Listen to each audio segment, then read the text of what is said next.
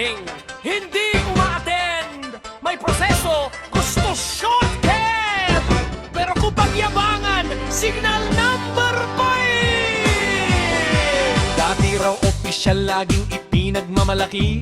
May posisyon ako, paulit-ulit na sinasabi. Pero kapag hinanapan ng patunay, biglang tahimik. Puro kwento sa hangin, ebidensya'y napaka-misteryoso at mahiwaga rin. Sa school ay reklamo, reklamo ng reklamo. Pero sa PTA meeting, bakit hindi makita ang anino? Gustong malaman lahat, gustong manguna sa usapan. Pero sa simpleng pagpupulong, absent naman palagi sa attendansan. Hari ng yabang, signal number 5. Pasok sa school, parang bagyo ang dating. Reklamo dito, reklamo roon. Pero sa meeting, ay absent na naman ngayon.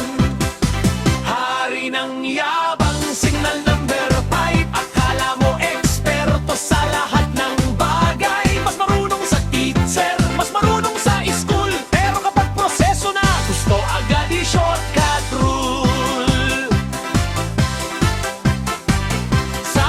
Binubuli daw ang kanyang anak, kaya reklamo niya'y umabot kung saan-saan agad. Pero nang siya sa atin ang buong pangyayari, may ibang kwento pala mula sa mga nakasaksi.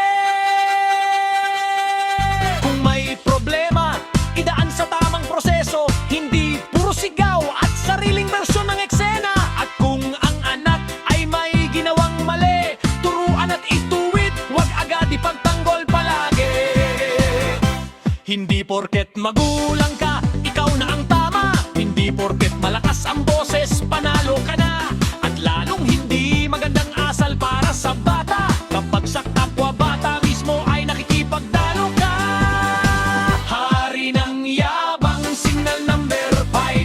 Pasok sa school, parang bagyo ang dating. Reklamo dito, reklamo roon. Pero sa PTA, absent na naman ngayon.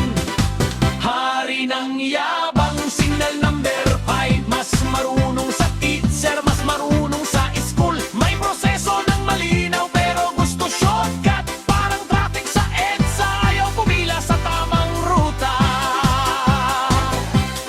Hoy! Kung may reklamo, may proseso. Kung may problema, pag-usapan ng maayos. Teacher ay teacher, magulang ay gabay. Hindi kailangan ng yabang para ikaw ay pakinggan, okay? Huwag pumatol sa bata, hindi magandang halimbawa. Dahil ang ginagawa ng magulang, nakikita ng anak niya. Kung gusto mong matutong rumespeto ang iyong anak, simulan sa sarili, iyon ang tunay na dapat. Hari ng yabang, signal number 5. Pero sa respeto, dapat marunong magbreno kahit kailan. Hindi lahat ng reklamo ay tama. Hindi lahat ng sigaw ay may saysay na dala. Hari ng yabang, signal number 5. Bawasan ang yabang, dagdagan ang pakikinig. Sa school may rules, may proseso, may dahilan. Kung gusto ng solusyon, huwag gawin palabas ang paaral. Signal number 5 na sana ang bagyo. Pero sana, signal number 1 sa respeto. Dahil sa school, hindi paramihan ng yabang, paramihan ng malasakit.